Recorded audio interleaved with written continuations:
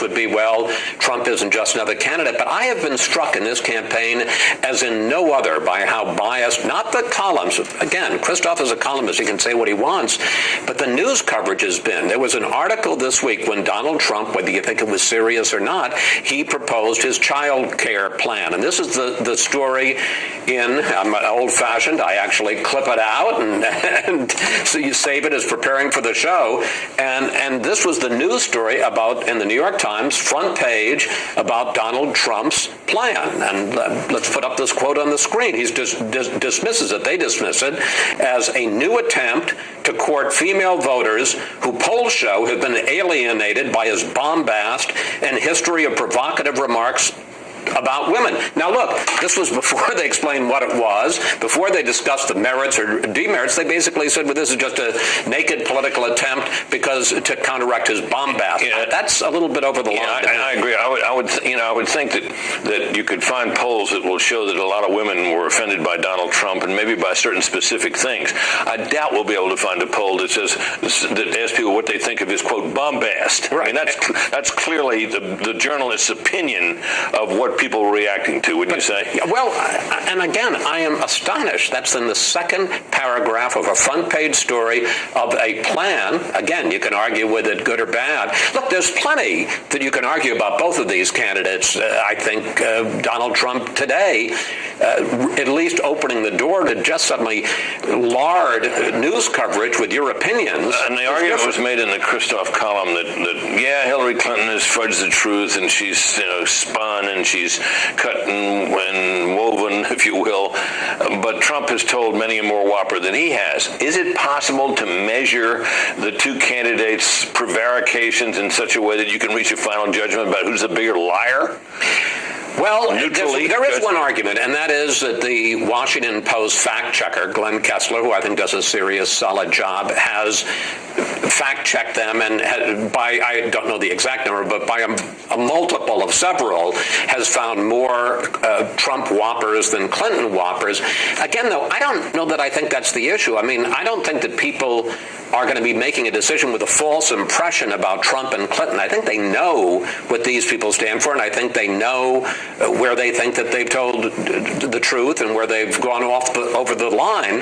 I just think people are going to make a judgment of who they'd want to have as their president, but I don't think it's for lack of coverage. Yeah, I agree with that. I also would suggest we here at Fox caught a lot of grief from a lot of viewers, many of them even conservatives who don't like Donald Trump, for the extent of the live coverage that we provided during the primary seasons here. And people say that to me, you invented this guy, you created him. And my view of that is, well, if we created him by covering him so extensively, live events so extensively, then surely we must also be responsible for the fact that he has the highest negatives of anybody. Well, and since you all have been panelists on my show, you and George Will and Charles Krauthammer have, over the course of the primaries and now the general election, expressed repeated doubts about this guy and about the specifics of his plan, so I hardly think he's gotten a free pass on Fox or any place else. I might plead with you to note that I've now stepped into a different role. Well, I understand you're an anchor now. My opinion, too busy for Fox this Sunday. Not at all.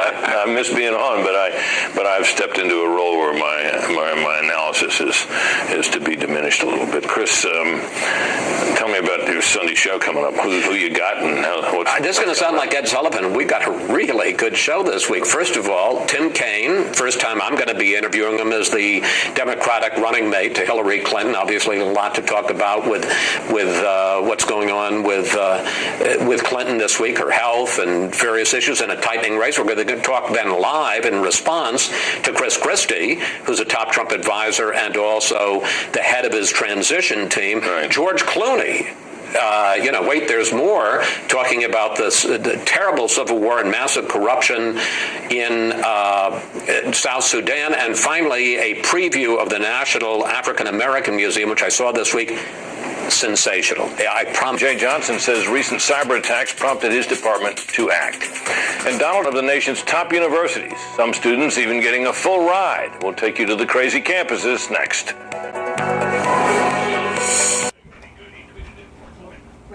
Excuse me, Britt, your old fartness is showing. Running with the big dogs of Boca Grande too long. And Matt Devi Carville said, quote, "You're a decent reporter, but why do you always seem so miserable? Seriously, you're about as cheery as a slug at a salt mine." And finally, someone called Sora Fightson tweeted, quote, "You're a washed-up rhino hack with the worst toupee in the business." Hey, I might be washed up, but this is my real hair. Folks, please keep the feedback coming. We want to hear from you. Tweet me using @BritHume or email ontherecord@foxnews.com. That's about it for us tonight. The O'Reilly Factor is up next, and I'll be one of the Bill's guests, so please tune in. In the meantime, our political quote for the day, this one from Winston Churchill, who said a politician needs the ability to foretell what is going to happen next week, next month, next year, and then the ability to explain why it didn't. Good night, folks. The O'Reilly Factor is on tonight. For 5 years, he has led the birther movement to delegitimize our first black president. His campaign was founded on this outrageous lie. Hillary Clinton trying to blunt Donald Trump's momentum by getting very personal in attacking Mr. Trump. Will that strategy work? Talking points. We'll deal with it. President Barack Obama was born After you, was that something that you were worried about here? Well, it was quite obvious that we were certainly under investigation, but we carefully attempted to toe the line between free and illegal speech. And so we believed that we were within the legal realm of the law. And so, of course, we knew we were being monitored, but I think that when you're so drunk on an ideology and committed to a cause, the risk associated with activism becomes something that you actually enjoy, believe it or not. All right, the cat and mouse game. So then they got you. All right, you went to Morocco, they pick you up there, they bring you back. What did you serve? How much time? Well, originally I was sentenced to 11 and a half years. I was picked up in May of 2011, shortly after Osama bin Laden was killed. But I was afforded the opportunity to cooperate with law enforcement. I had many different variables that contributed to a de-radicalization. And ultimately, the judge on the case, with the recommendations of the prosecutor, released me after 3 years and 9 months. You cooperated with the federal government against the other Muslim radicals, right? Well, after I determined that the ideology I held was completely false, there were still factions of the network that were continuing to reach out to me. On top of that, I had analytical analysis that was able to make a contribution in how we assess risk. I also so you helped against the jihad. You helped in many different capacities, right. Yes. So they cut you some slack. And now what are you doing at George Washington University? Well, upon my release, a lot of statements were coming from politicians like the president, from the House and Homeland Security Committee, from different factions of the policy community and the counterterrorism community generally about the value of former extremists. And so I decided to attempt to find an avenue by which I could operate as a former in the U.S. ambit. Program on Extremism is doing some of the best work in the field of countering violent extremism and educating the public and policymakers about that. And I found it an ideal home. After a long process, I was hired, and I've been given an enormous opportunity. So now you're with the good guys. Mm-hmm. Absolutely. I mean, my worldview has totally changed. Now I think rationally. This story is amazing, Mr. Morton, on two levels. Number one, redemption, which we believe in here very much. And number two, now you're a patriot, I hope. I mean, I hope you're helping protect Americans, because we need all the protection we can get. Last word. I think at the end of the day, you're right. I mean, I was able to realize the value of the American system. I realize now today that it's not just about who they are, it's about who we are, and that we have a system of life that is in many ways provable. And one can look at it from a factual status and see that the American system, democracy, liberalism, and freedom is a way that liberates everybody. Thank you, Mr. Morton. Fascinating story. Good luck to you. Thank you very much.